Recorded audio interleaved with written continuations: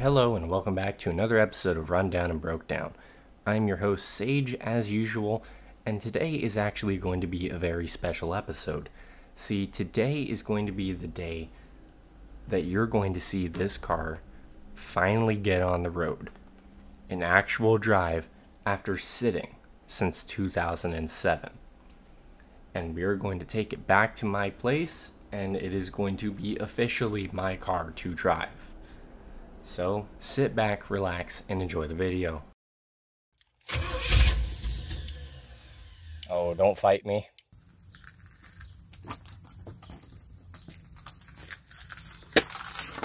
Ta-da!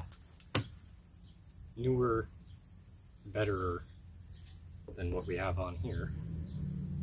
Tires. And they're supposed to be 5x475. I have yet to confirm that, so let's find that out.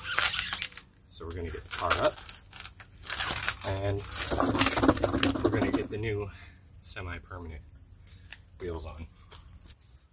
Alright, so we went through all the work to get these nice new lug nuts on there. Now we're going to completely undo everything that we did, because, yeah, didn't think this one through. But look at how nice everything's coming off. I'm not fighting it at all. Right off, no problem. And while we're in here, we can see how our brake rotor was doing, and yeah, it's smoothing out. It's starting to transfer material in there, and it's looking better. So the brakes are working better-ish, which we established in the last video, which I still have to finish editing. Oh, mother! God damn it! Don't do that! Ow!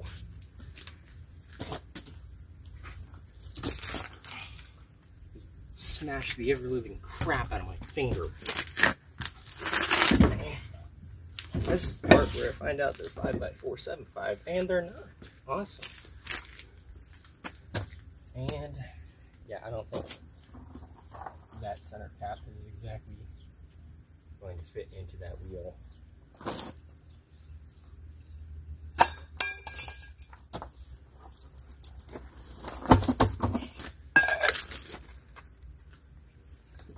Yep, just like I thought, the center cap doesn't fit.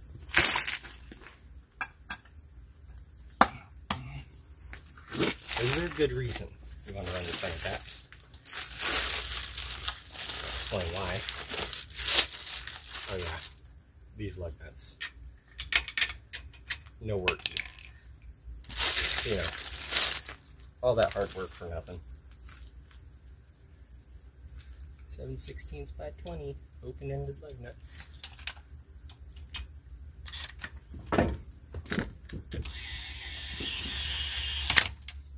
So the reason you want to run a center cap is if you got crappy dust covers, like this one. I don't know what's going on with that stud. Brand new. It'll catch it so you don't lose it. So, you know, when you inevitably stop, take off the center cap and go ahead and put that dust cover back on to retain your grease. Or, you know, you could do the right thing and place it with a good one. But we're past doing the right thing. So we'll give it some torque.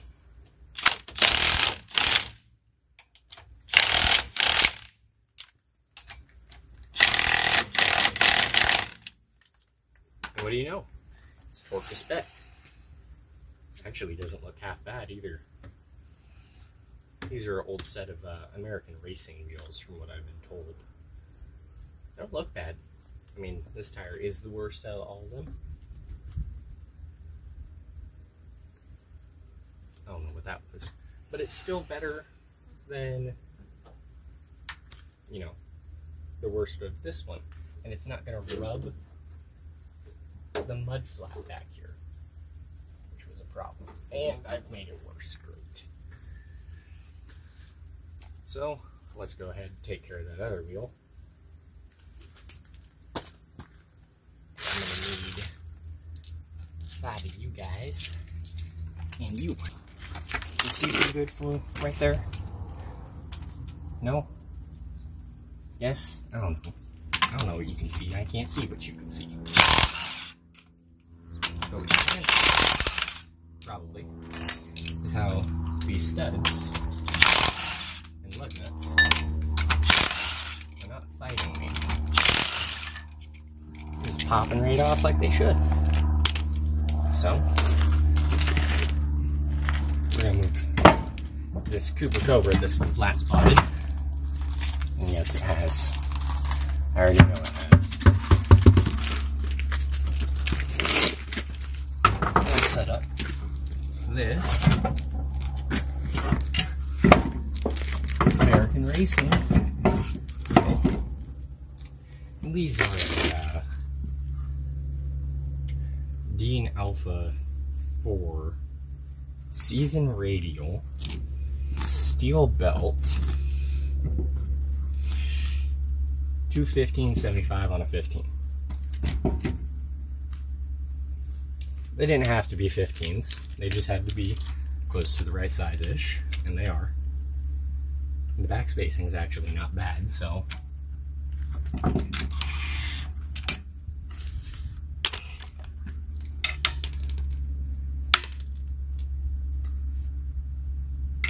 we'll get it on there one of these times. Whenever I stop popping it. Oh, how old are these tires, you're asking?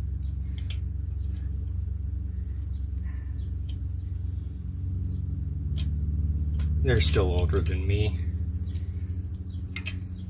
Yeah, it's not my brightest choice. But hey, it's round, and it's got nipples on it, which means it's still somewhat good. Nipples, whiskers, what do you call them?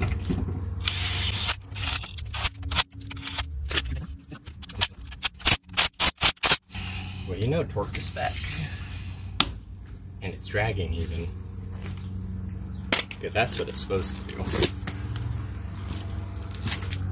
Yeah, that actually doesn't look half bad. I kind of like it. Nope. The original wheels will go back on the car. I don't know when, but they will. It's just, tires are expensive. Treadwear 340, ooh, these are supposed to be sticky. So, let's move on to the back. Alright. So as previously mentioned, very good reason I bought these. They're all the same size. That's it. That's the only reason. They're all the same size. That's all I care about.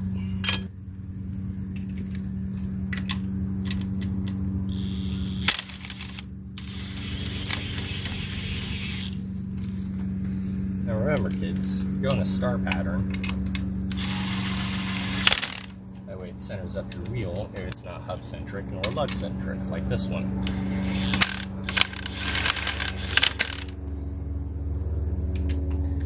Same thing applies for torquing. So, well, it's not going to move, but 1, 2, 3, 4, 5. So, 1, 2, 3,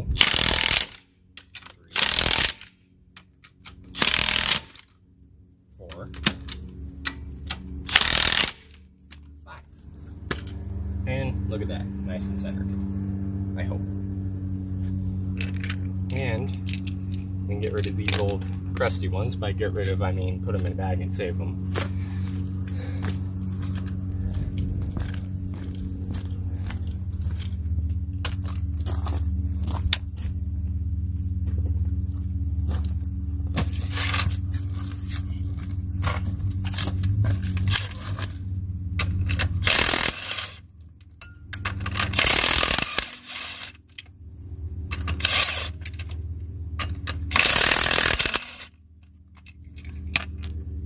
And I need one more socket to get rid of this dumb lug nut.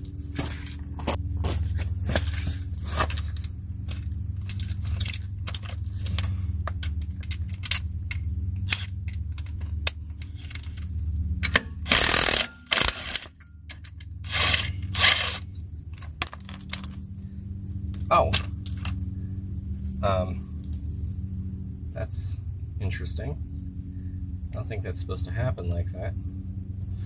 The center cap came off of it. That seems quality.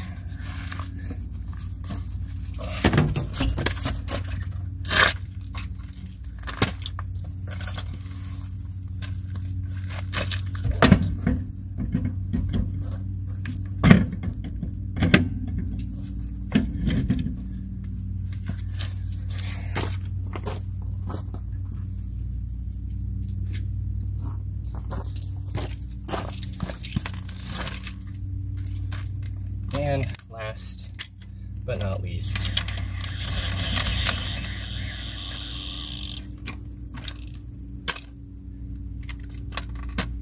well, no, you're supposed to cooperate there, buddy.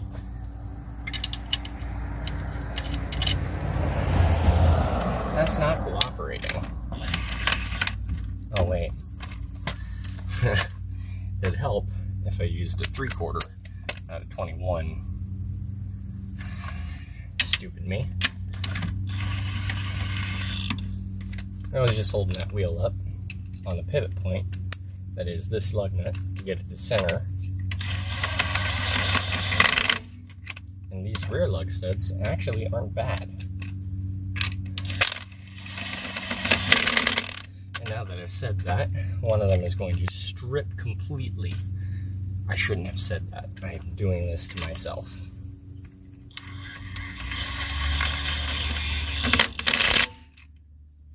Maybe not. Maybe I'm lucky. That would be a first.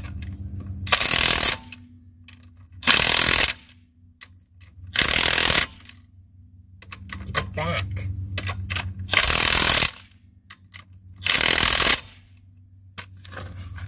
And there we go.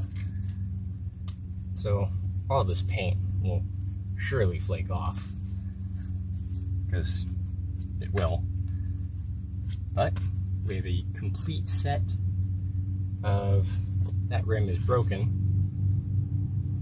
Never noticed that.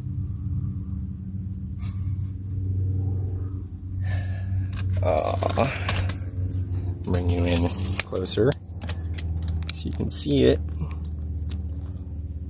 Yeah. Right there. It's broken. I'm sure it'll be fine. I can't see anything that could possibly go wrong. It's not like the tire bead is behind there or anything.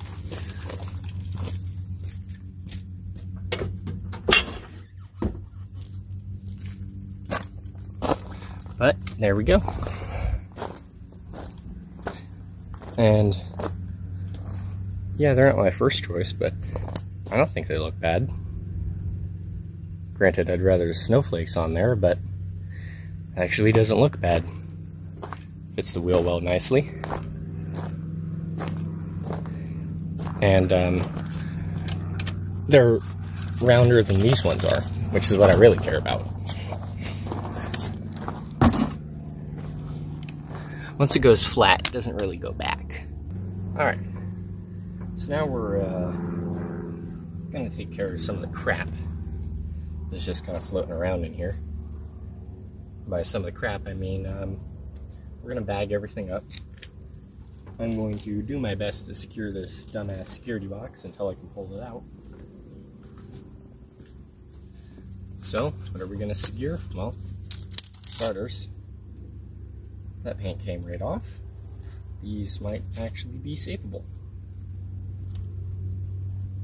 Yeah, it's just coming right off. I might be able to actually save the original visors. That's nice. Anyway, I'm getting distracted with the squirrel. What we're gonna do because we're just gonna kind of take all the crap that doesn't need to be in here. That hose is warm. Hey, what do you know? That one's not as warm. And we're just gonna clean it up. So like, rear view mirror. Yeah, you should be hanging up here. Am I gonna reglue it? No. Do I know how to? Yeah. Going to? No.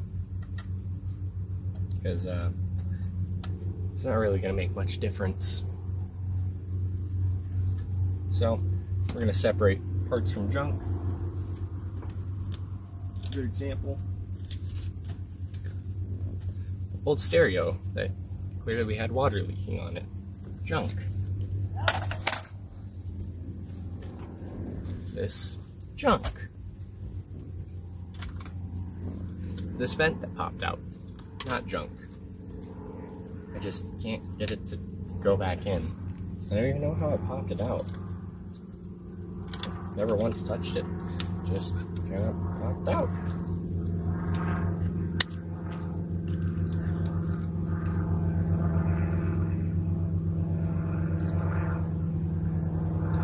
But that's for the passenger side.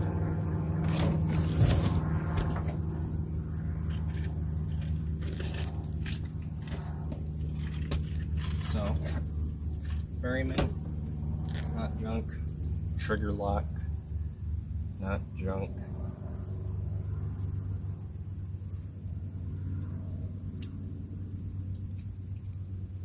I mean, I'm sure I'll use it for something at some point. I don't know what.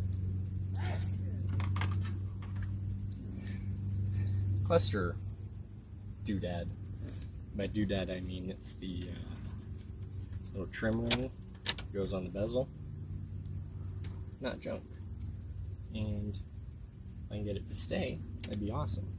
But I probably won't be able to. Whatever this thing is, I don't know what it is. We'll keep it for now. Tools. Obviously not junk. So we'll keep those. Let's pull out this center console. Locks for the hood pins. Yeah. Not junk. I'm sure I'll use them at some point. But this. Junk. Not junk. Not junk. Junk. Junk. Junk. Junk.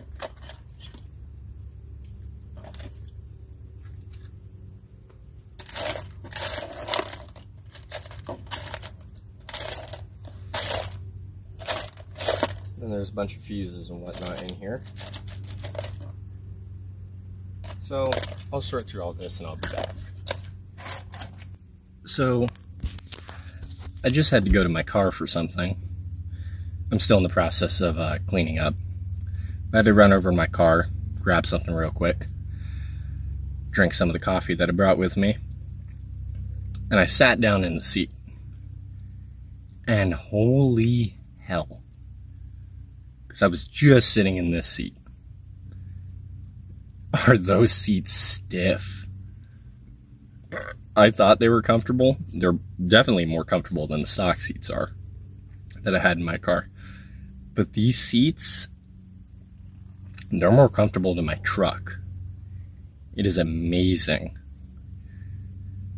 I've never actually had soft car seats like this. This might have to become a daily. This is comfy. It would just be nice, you know, if I could see out the back window or over the hood where the front bumper is, or out the mirrors. I don't know, let me ponder it for a minute. But yeah, these seats, way more comfortable. Eventually I'm gonna have to put buckets in my car, because and screw those seats. This is so comfortable. If these reclined, I could take a nap in them, but they don't, which is a shame. I might have to change that. Also, it's still freaking warm. Why is that door closed? There, get some airflow through here. Anyway, I'm gonna keep cleaning. I'll check back in soon. So I realized that when I told y'all this fender was mud, I never actually showed you. Like, yeah, you can see a little bit right there. And you can see a general unwaviness to it. But if you poke your head in here, I don't know how well you're going to be able to see it, but it's all Bondo. That's all Bondo right there. And it just keeps going. There's so much Bondo here. It's not even funny. There's probably a good couple pounds right here just in Bondo, which means I have to cut this quarter out, which is nice. There's a rub mark there, and spring clamp is moved, and there's more Bondo. The whole reason I came back in here was I was going to put the factory mud flaps on, but I decided to look, well, at least I think they're factory mud flaps, but I decided to look here first to see if there was anything to actually attach it to, and I think if I try, I'm just going to destroy all that Bondo, so I don't think I'll do the fronts. Oh yeah, and you can see how bad this pipe is. That's flat, and it's rusted out. It's flat, it's rusted out, and yeah, somebody bottomed out the spring, I would assume, or they just didn't know what they were doing and smashed the ever-living crap out of it. Oh yeah, well, I guess I'm under here. Well, since I got the car up, what I'll do is I'll get it nice and high, and I'll check out that U-joint. I'm willing to bet that I'm going to have to do that, but I'll be back in a minute. So I just finished answering a couple text messages. I checked out the U-joint, but it looks fine, and by it looks fine, I mean I'm just going to say it's okay. Hope for the best. But I just answered some text messages, completely forgot that I'm supposed to be like 50 miles north in a couple hours. And not only am I supposed to be like 50 miles north in a couple hours, my mother is flying back into the state. And I still need to finish editing this week's video, which I'm almost done with, but my schedule just got that much more jam-packed. Yeah. But just to kind of show progress, I got the interior way cleaner. Spent some time, vacuumed it. Those are the mud flaps I was talking about. Vacuum out the trunk. It's got a couple little holes in it, so I'll fill that back up with parts. Stack up the tires. I rechecked the rear drums. They're looking good. Did that off camera just because all I did was pull it off and look at it real quick. I vacuumed up some of the crap that was on top of the motor. I don't really have any parts I can put on this week besides that set of tires. Now I just kind of have to put everything back into the car after I sort through all of it, which is awesome. Oh yeah, this is the other mud flap that I want to put back on the front, just to take care of it real quick. Have that done, and then I don't have to worry about it. I gotta order more vacuum line again. And yeah, still need windshield washer or windshield wipers. Still need 14-inch air cleaner top, so I'm gonna have to order one of those. And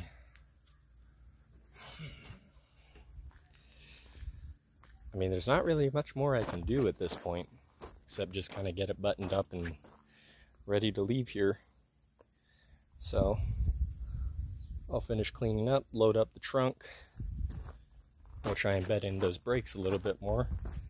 And then I got cleaned up and drive north. That's going to be fun. For those of you who don't know, or maybe haven't noticed, I live in Washington. And when I need to drive 50 miles north, which I'm in Enumclaw right now, I gotta drive through Seattle, and that's horrible. I hate Seattle. Traffic is horrible, nobody knows how to drive, and I gotta go through there to get where I'm going, which is great. Not really.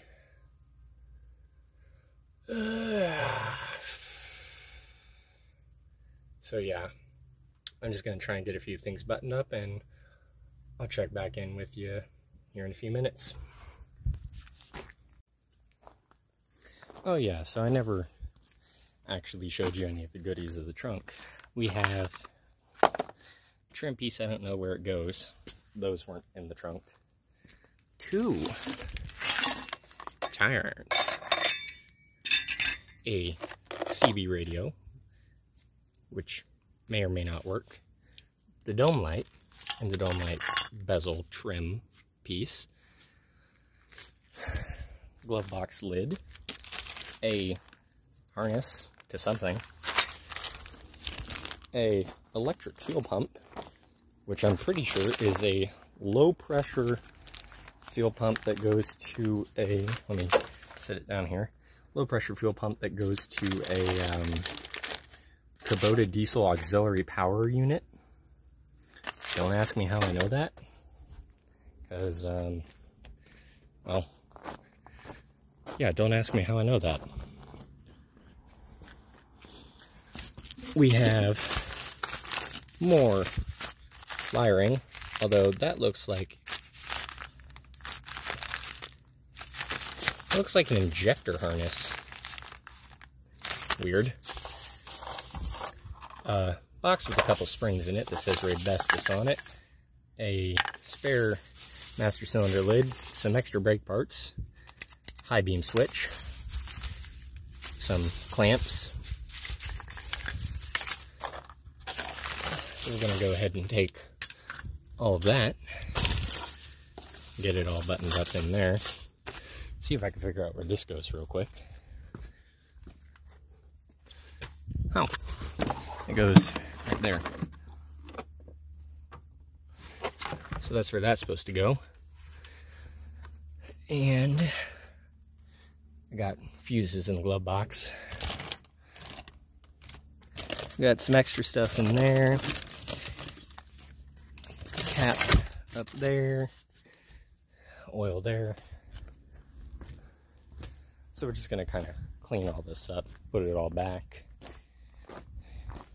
get it all taken care of, and then it should be good to go. Now,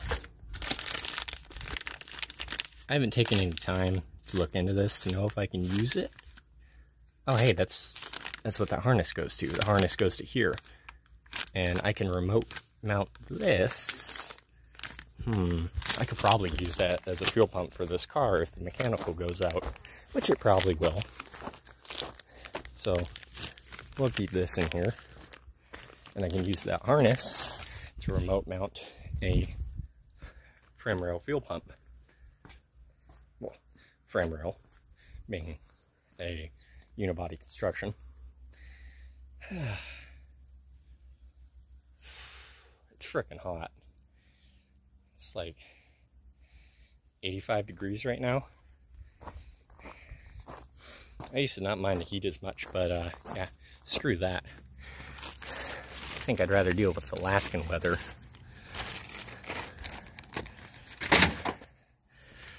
So we'll just go ahead and load up all this crap, I mean goodies.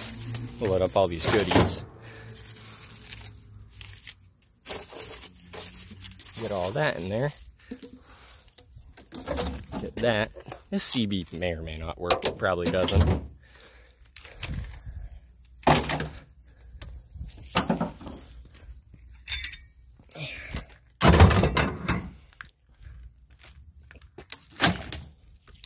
Oh yeah, can't forget the mud flaps. Then we'll put all those bags in the glove box. Let's get that in there. Then I do have to make a trip to New Jersey.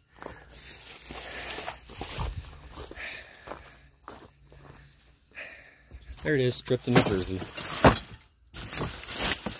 That's done. Sorry, New Jersey, but I know a few things about you. And the most I know about you is I've seen 3 references made to you in TV shows and movies, and 2 of them called you a landfill, so I'm going to run with it. Plus, I don't ever want to go to New Jersey, or New York for that matter.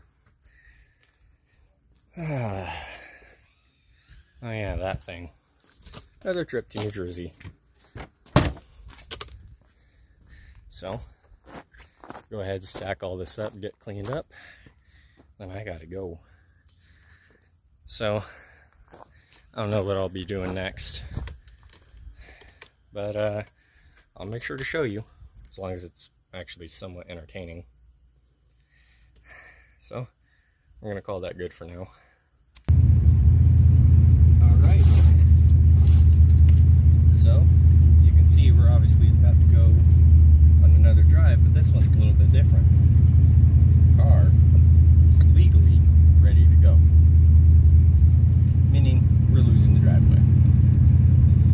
Also meaning, we can start driving it. So, we're gonna go ahead and get ready to go. Or we're not.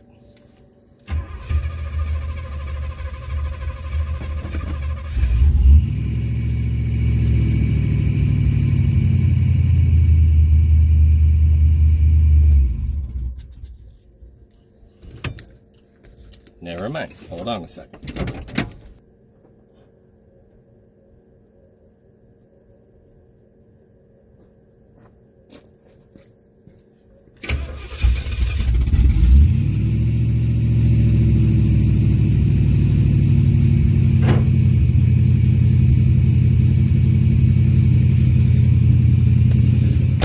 Now we should be ready to go. This is going to be fun.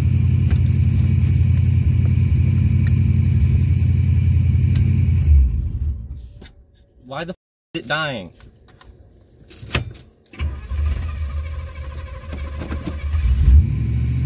It's acting like it's not getting any fuel.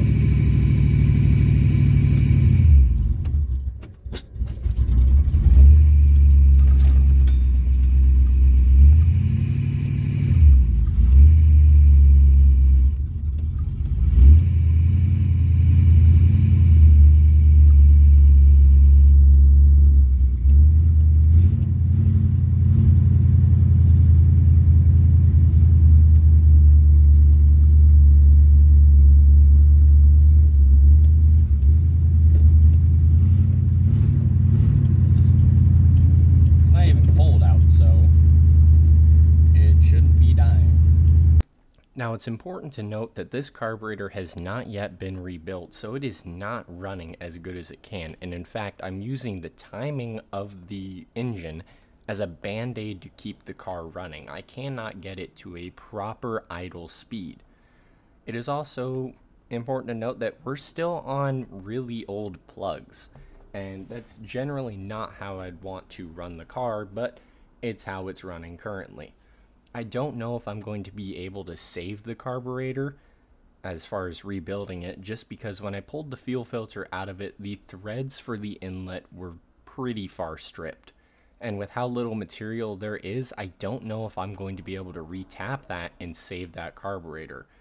Also, supposedly that carburetor was taken to a shop once to have new passages drilled and everything taken care of, and they didn't do it right. So I don't know if that carburetor is going to be worth saving in the long run. It may just be better to get a new carburetor, which would be down the road. And there's other factors that can play into it as well. There's the fact that it doesn't have a filter top, so there could just be dirt and debris shooting right down the carburetor, which is interfering with our combustion. And I'm sure there's other things that I haven't looked into either. There's the fact it doesn't have a temperature gauge, so I don't have a good actual set point to understand how well this engine is running based on the temperature it's running, because I don't know how it's running. But aside from that, and aside from the other various small problems, once the car warms up, it does seem to do fairly well, but I do not get a whole lot out of wide open throttle. The car breaks up pretty bad. But let's go ahead and get back to the video here.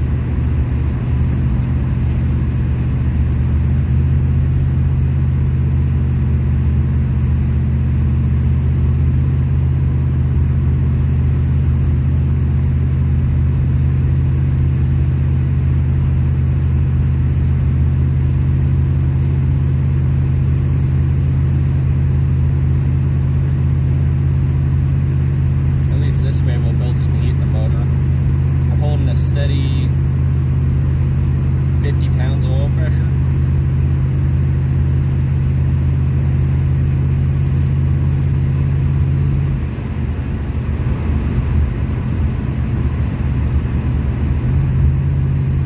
And at a supposed $2,000.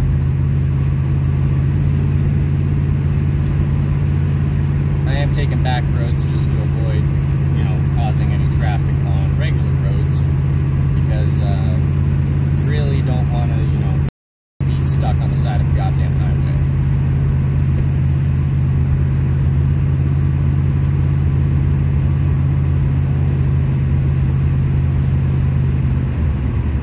And it's starting to rain, and we don't have windshield wipers on it. Yay!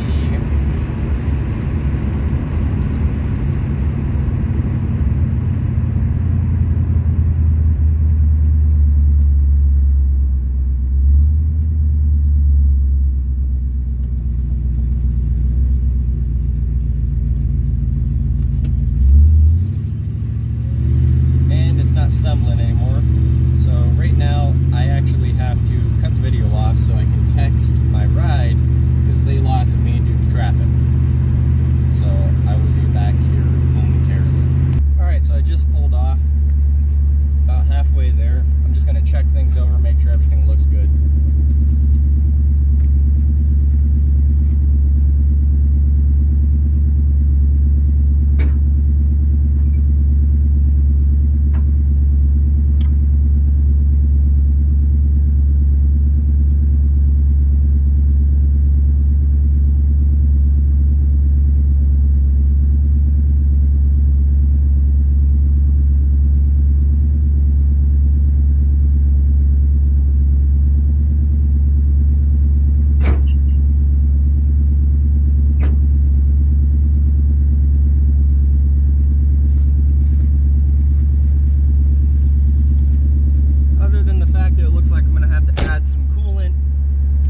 Looks good at idle. It says we're doing 1,000. It does not sound like 1,000 RPM idle. Belts are holding up. Radiator hoses aren't, or the coolant hoses aren't super tight or hot, and they're not ballooning, so that all looks good there.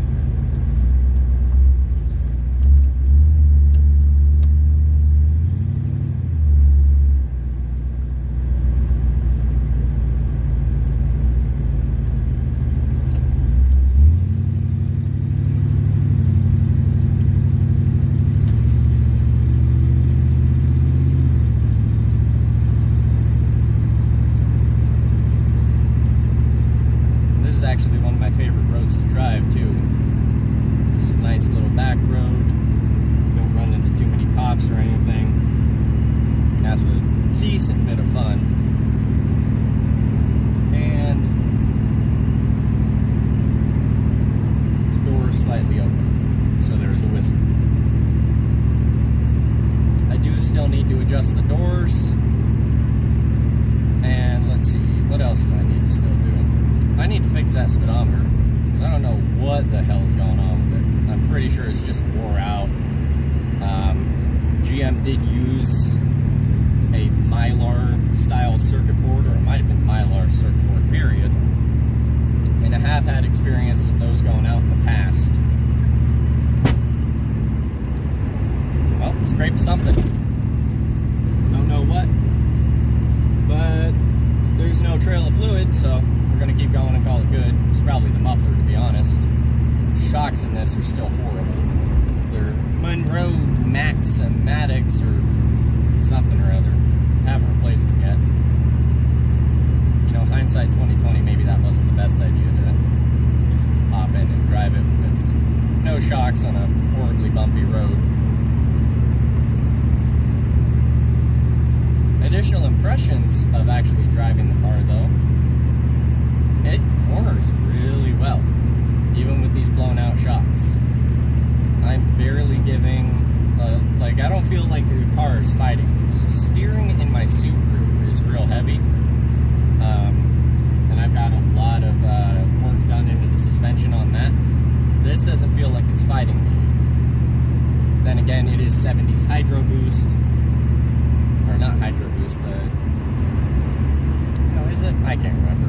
But it's 70s power steering boosted, which is way over boosted. Same with 80s. So, you know, maybe it could do with a little less, maybe a restrictor valve in the line to get some of the steering feel. The steering is a little bit loose. I do know it needs tie rods, I can feel that. I also know it needs control arm bushings. The ball joints looked okay. I didn't really see anything going on with them. I don't hear, you know, any tire squeal or anything like that.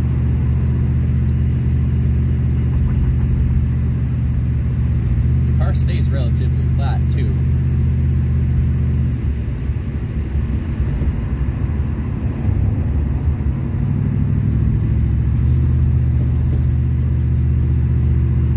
So that's pretty nice.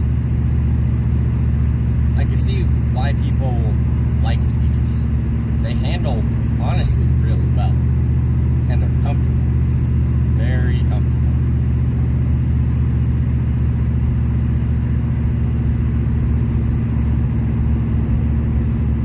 I do hear the speedometer making noise, which does tell me for a fact, yes, there is something going on with the speedometer, because I have checked the cable. I have made sure that it is attached, and it's attached properly. It's not just sitting there. It is clipped in. So there is definitely something going on with the speedometer that is likely mechanical, or maybe it's the stepper motor or something. Who knows? I don't even know if this does have a stepper motor for the speedometer. What I do know is we're real low on gas. It is cutting out slightly in the turns.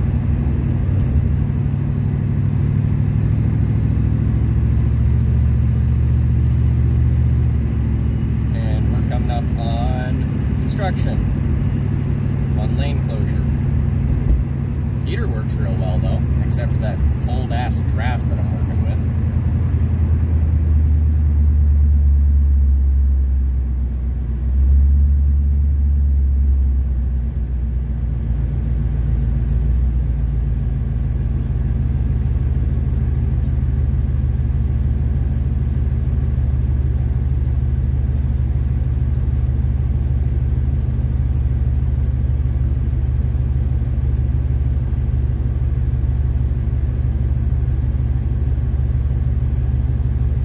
Chevy G20 van, Subaru Outback.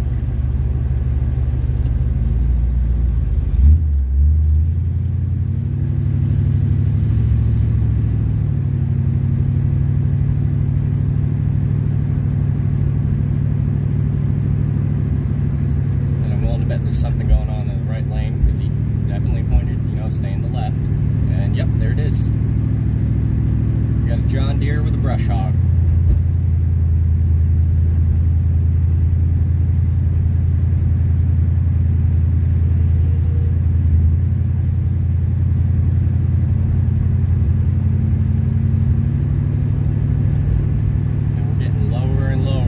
Gasoline.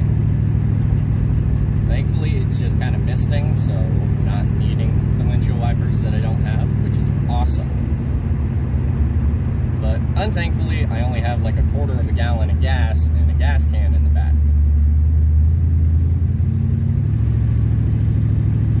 So we just need to keep on moving, keep a steady pace, not be applying too much throttle. I just didn't want to take it through town, you know, have something go wrong, stopping at a gas station. That was, looked like a C20,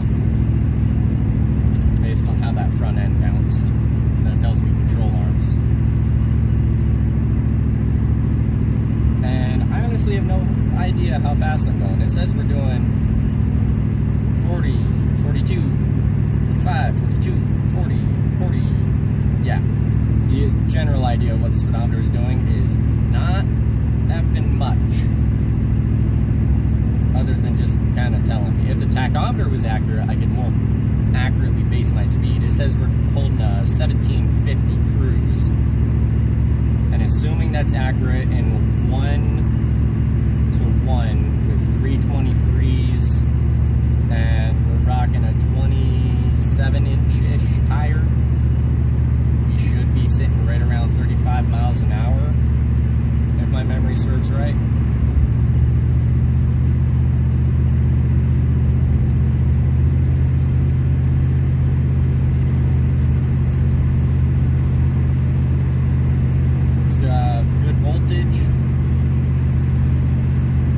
Definitely a lot of play in the steering. I can turn it about 10 degrees to the left before something starts happening. I realize that's not a lot of play, but it is a decent amount of play. And to the right, I don't feel a whole lot, so that tells me there's something up the left side of the car.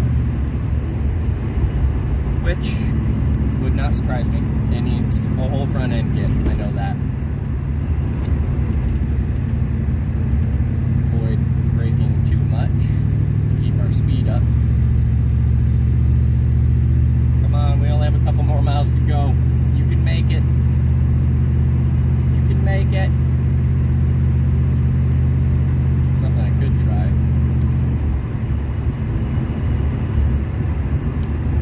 Oh wait, no. Vacuum line for the cruise control isn't hooked up. So it doesn't matter what I do, it's not gonna do anything.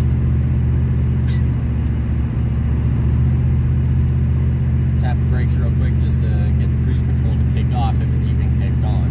I was just going to test it.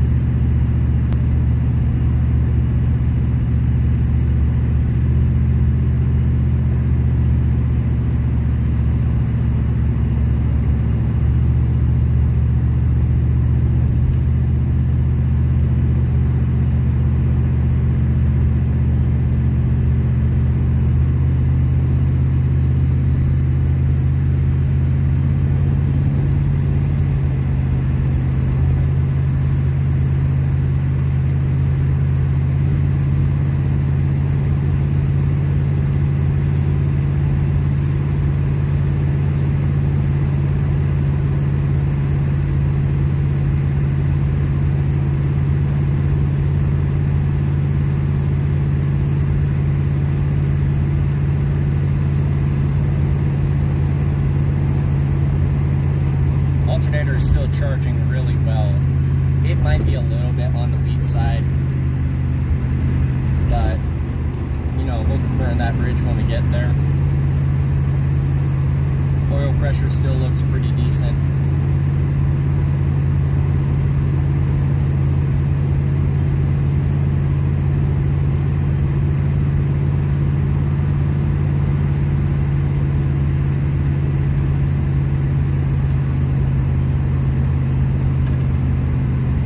Awesome if we had a coolant temp gauge at this moment, but we do not.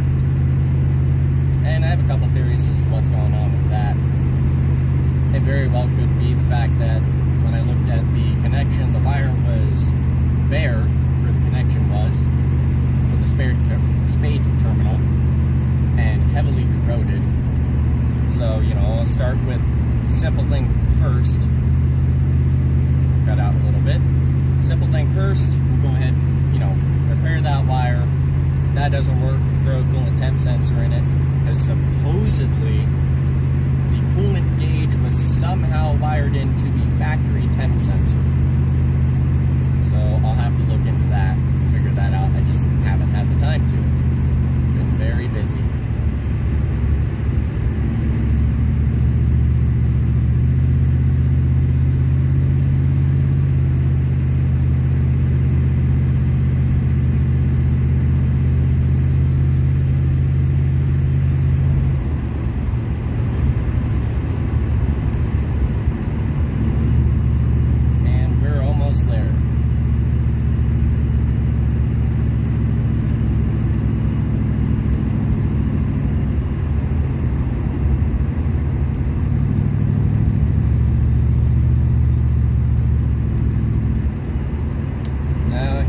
That I don't want to do, which is stop.